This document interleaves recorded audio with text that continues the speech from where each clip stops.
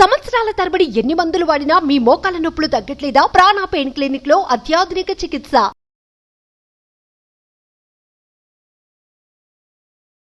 నమస్తే వ్యూస్. మనకి ముందు తరాల వాళ్ళు అల్పాహారానికి మధ్యాహ్న భోజనానికి ఎక్కువ ప్రాముఖ్యత ఇచ్చేవాళ్ళు. ఆ తర్వాత నైట్ డిన్నర్ అనేది చాలా వరకు దాన్ని పక్కన పెట్టేసేవాళ్ళు. కానీ ఇప్పుడు లైఫ్ స్టైల్ అంతా చేంజ్ అయిపోయింది. కానీ డే స్టార్ట్ చేసేది మాత్రం వాళ్ళకి గట్టి ఫుడ్తో స్టార్ట్ చేసేవాళ్ళు, మంచి ఫుడ్తో స్టార్ట్ చేసేవాళ్ళు. కానీ ఇప్పుడు మనం ఏం తిన్నామో మనందరికీ తెలుసు, స్పెసిఫిక్గా చెప్పాల్సిన అవసరం లేదు. కానీ ఎలాంటి ఫుడ్ తీసుకుంటే, మన డే ఎలాంటి ఫుడ్తో స్టార్ట్ చేస్తే మనకు రోజంతా మనం రోజంతా హెల్దీగా ఉంటాము, మనం ఆరోగ్యకరంగా ఉంటాము. ఇదే ఇవాళ టాపిక్. దాని గురించి మాట్లాడదాం. డాక్టర్ జి కిరణ్ గారు ఇవాళ మనతో ఉన్నారు. ఫిజిషియన్ అండ్ డయాబెటాలజిస్ట్, కౌన్సిలర్ కూడా. నమస్తే అండి. నమస్కారం. డే స్టార్ట్ అవ్వాలి, యాక్టివ్గా స్టార్ట్ అవ్వాలి అంటే మంచి ఫ్యూయల్ లోపల పడాలి పొట్టలో. ఏ food is proper food for a healthy and active day?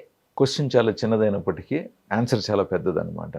So ఎవరికి ఎలాంటి రైట్ ఫుడ్ అనేది ఇట్ వేరీస్, చాలా మారుతూ ఉంటుంది అనమాట. సో ఏ ఒక్కటి కూడా అందరికీ పర్ఫెక్ట్ కాకపోవచ్చు.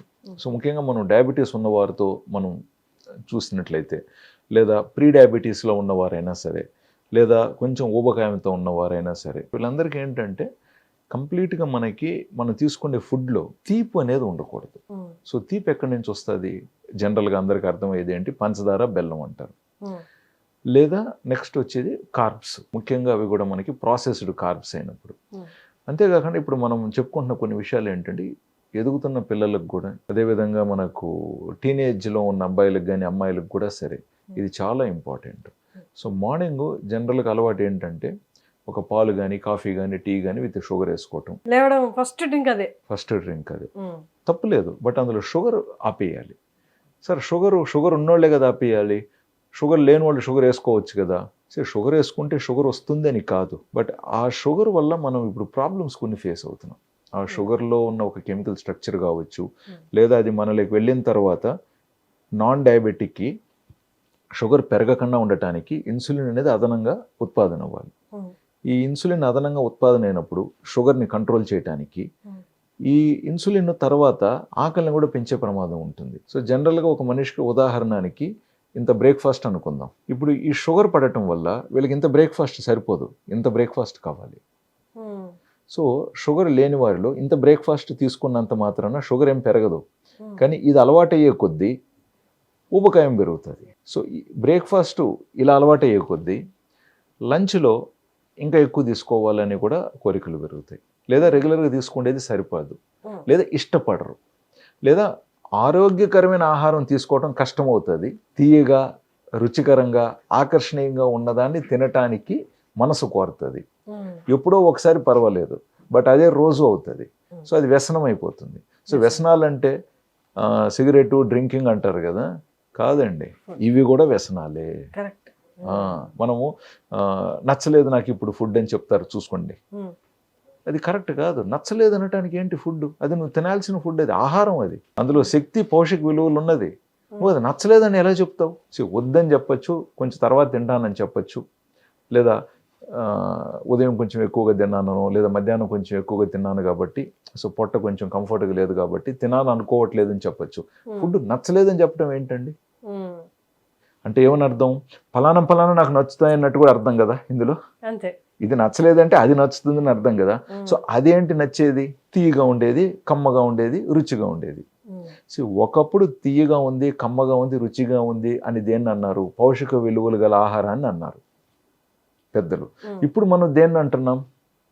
అందుబాటులో ఉన్నది, సులభంగా దొరికేది, టైం ఎక్కువ తీసుకుంది, టైం అదొకటి అవ్వచ్చు, తినేటప్పుడు రుచికరంగా ఉండేది, ఇట్లాంటి ఫ్యాక్టర్స్ అన్నమాట.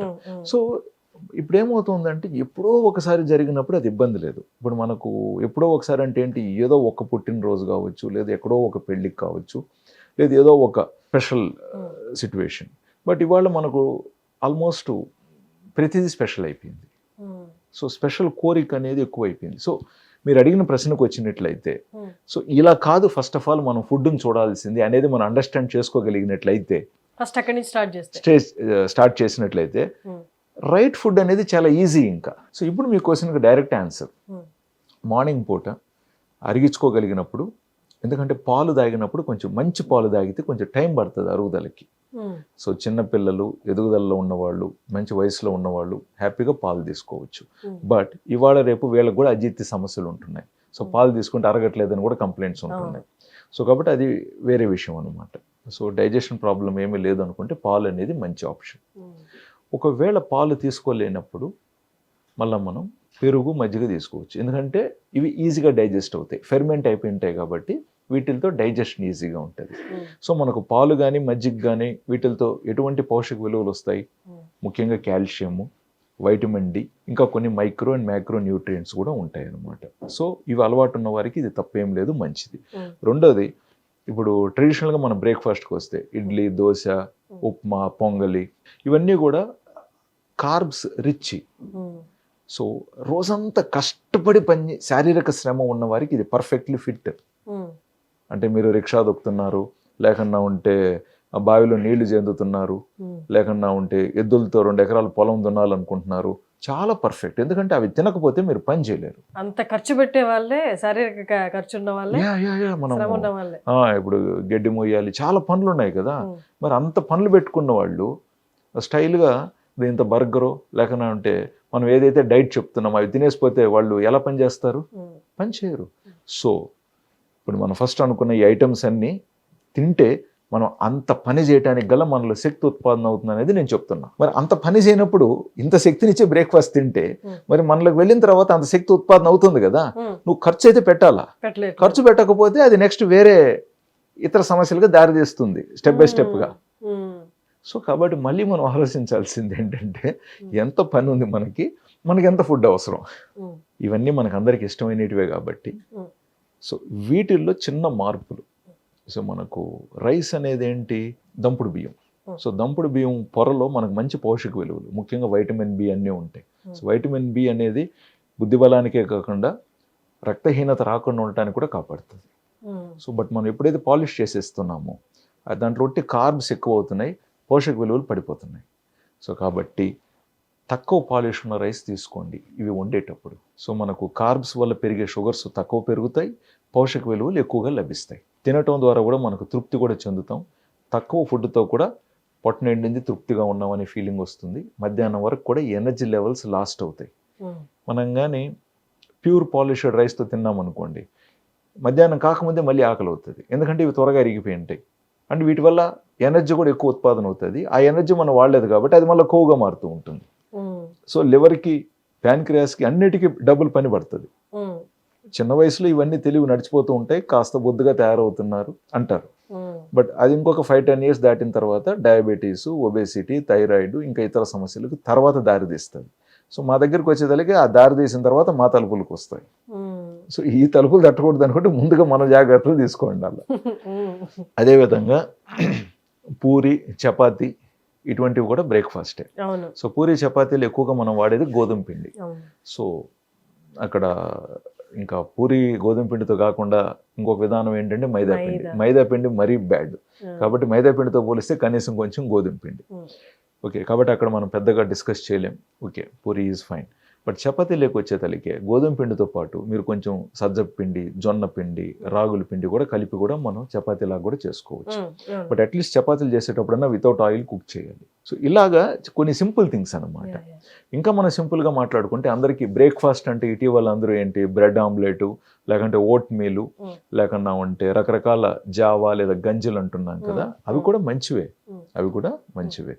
బట్ ఎంత క్వాంటిటీ, ఏం కథ, వారి ఒక కరెంట్ వెయిట్ ఎంత ఉంది, సో డయాబెటీస్ ఉందా, థైరాయిడ్ ఉందా, లేదా ఇంకేదైనా వాళ్ళకి వైటమిన్ డి డెఫిషియన్సీ ఉందా, ఇట్లాంటివన్నీ చూసుకున్నప్పుడు మనం న్యూట్రిషన్ని చాలా పద్ధతిగా ఇంకా ఎంపిక చేసి ప్లస్ మనం ఫాలో అప్ చేయగలుగుతాం. ఎందుకంటే కొంతమంది బరువు తగ్గాలనుకుంటూ ఉంటారు కదా, సో వారికి పోషక విలువలు గల ఉదయం ఆహారం దక్కాలి, ప్లస్ నెలాఖరికి ఇంత వెయిట్ తగ్గాలి కదా, ఆ వెయిట్ తగ్గేలా కూడా మనం ప్లాన్ చేయాలి కదా. సో వాళ్ళకి కొంచెం వేరే ఉంటుంది. సో ఇవన్నీ మన ధాన్యాలకు సంబంధించినవి. ఇది కాకుండా ఇంకా మనకు కూరగాయలకు సంబంధించినవి కూడా ఎంపిక చేసుకోవాలి. బరువు తగ్గాలనుకుంటున్న వారు ఎక్కువగా ఇప్పుడు ఉదాహరణకి సాంబార్లు తీసుకుంటే సొరకాయ, బీరకాయ, గుమ్మడికాయ, మునక్కాయలు ఇవన్నీ ఉండాలి సాంబార్లో, ఇది కొంచెం పప్పుతో పాటు. అదే కొంచెం బరువు పెరగాలనుకుంటున్నారు వీళ్ళకి ఏంటి, అందులో కొంచెం పప్పు ఎక్కువ ఉండాలి, ప్లస్ ఇంకా మంచిగా మనకు పోషక విలువలకి కావాల్సినవి లైక్ చెన్న రాజ్మా ఇట్లాంటివి కూడా వీళ్ళు దీంట్లో ఇన్కార్పొరేట్గా చేసుకోవాలి. సో ఇవన్నీ కూడా ఎంతవరకు హోమ్ మేడ్గా ఛాన్స్ ఉంటుందో మ్యాక్సిమం హోమ్ మేడ్ ట్రై చేస్తే బెస్ట్ ఆప్షన్. సో వీలైనంత వరకు రెడీమేడ్గా దొరికేటి అవాయిడ్ చేయాలనేది ఫైనల్గా మన కన్క్లూషన్కి వస్తే. సో ఏదైతే మనకు బాక్సుల్లో ప్యాకెట్స్లో బెస్ట్ బ్రేక్ఫాస్ట్ కింద పరిగణలో తీసుకుంటున్నారు కొన్ని సందర్భాలలో తప్పనిసరి పరిస్థితుల్లో ఓకే కానీ బట్ రెగ్యులర్గా మీరు ఇదే అలవాటు చేస్తారంటే బాడీకి కష్టం. అండ్ వెయిట్ పెరగాలనుకున్నప్పుడు ఎగ్స్ కూడా చాలా మంచిది. ఉదయాన్నే 1 or 2 ఎగ్స్ కూడా తీసుకోవచ్చు, ఎటువంటి తప్పు ఏం లేదు. అండ్ ఎప్పుడు కూడా బ్రేక్ఫాస్ట్ మంచిది పడినప్పుడు ఇంకా డేలో ఈ ఎనర్జీ లెవెల్స్ కూడా మంచిగా ఉంటాయి, మనకు మూడ్ స్వింగ్స్ ఉండవు. తర్వాత ఇట్లాంటివన్నీ కూడా మనం బ్యాలెన్స్ చేసుకోవడానికి బాగుంటుంది. అవసరం ఉన్నవాళ్ళు వైద్యుల్ని సంప్రదించి లేదా న్యూట్రిషనిస్ట్ని సంప్రదించి ఆ పరిగణనలో కానీ ప్రాపర్గా డైట్ కానీ ఒక 3 to 6 months కానీ ప్రాపర్గా ఫాలో అవ్వగలిగితే తప్పుడు ఒక ప్రాపర్ హ్యాబిట్లోకి వస్తారు. అప్పుడు వాళ్ళకి స్ట్రెస్ ఉండదు. చాలా మంది 10లో 6 మంది ఈరోజు ఏం తినాలని వెతికి బాధపడుతున్నారు. ఏది భారతదేశంలో అన్ని దొరుకుతున్న దేశంలో, ఇప్పుడు ఏది దొరకని సరిగ్గా దేశంలో అయితే ఇలా ఆలోచిస్తే పర్వాలేదు. బట్ అన్నీ ఎదురుగా ఉన్నప్పటికీ రైట్ చాయిస్ చేయడం కష్టమైంది. ఇప్పుడు సరైన నిర్ణయం చేయటాలు కష్టమైపోయినాయి. ఇప్పుడు పెద్దవాళ్ళు ఉన్నప్పుడు ఏంటంటే వాళ్ళ నిర్ణయాలు సగం తీసేవారు కాబట్టి మనకి ఈజీగా ఉండేది. ఇప్పుడు ప్రతిదీ మనం నేనే రాజు నేనే మంత్రి కదా ఇప్పుడు. కాబట్టి చాయిసెస్ అనేటివి వైజ్ డెసిషన్స్ తీసుకోవటం అనేది చాలా ఇంపార్టెంట్. అవసరం ఉన్నప్పుడు హెల్ప్ తీసుకొని కొంచెం క్రమబద్ధీకరణ అయిన తర్వాత అది ఇంకా ఫాలో చేసుకోవచ్చు అండి. Thank you sir, thank you so much. చాలా చక్కటి ఇన్ఫర్మేషన్. Thank you.